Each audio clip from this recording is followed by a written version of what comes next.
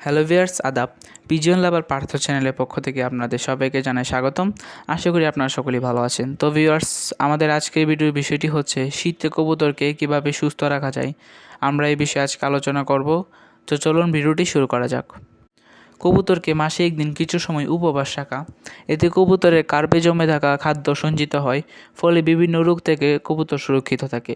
যেদিন কবুতরকে উপবাস রাখবেন সেই দিন কবুতরকে অল্প করে খাবার দেওয়ার আগে আপনি যদি কালো জিরা, মেথি, মৌরি এই উপাদানগুলো মিক্স করে খেতে দেন, দেখবেন আপনার কবুতরের অনেক অনাকাঙ্ক্ষিত রোগ থেকে মুক্ত থাকবে।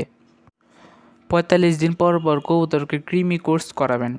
তবে যে কবুতরের অসুস্থ বা বাচ্চা আছে সেই কবুতরকে ওষুধ কৃমি কোর্স প্রয়োগ করানো যাবে না।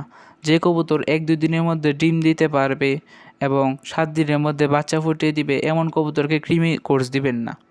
আপনার কবুতরের খাবার পরিষ্কার এবং পরিচ্ছন্ন রাখার চেষ্টা করবেন এবং কবুতরের বিষ্ঠা বা মল যেটাকে বলে সেটি প্রতিদিন না হোক আপনি ১ থেকে ২ দিন পর পর কবুতরের বিষ্ঠা বা মল পরিষ্কার করবেন, কারণ বিষ্ঠা বা মল শুকিয়ে যে ধুলাটা তৈরি হয় এটি কবুতর অনেক ক্ষতি করে এবং কবুতর অনেক রোগবালাই তৈরি করে।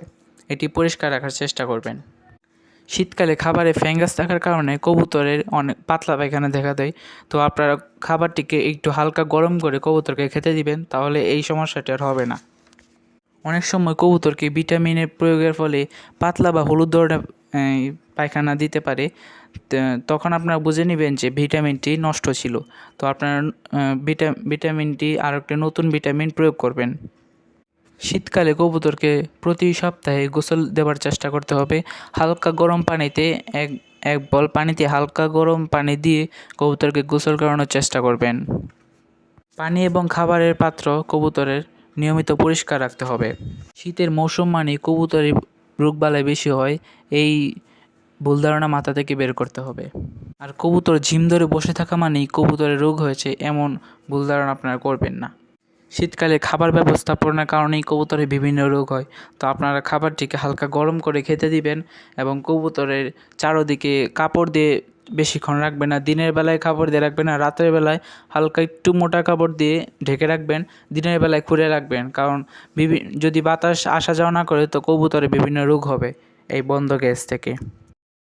তো ভিউয়ার্স, আশা করি আমি যা বলছি আপনারা তা বুঝতে পেরেছেন।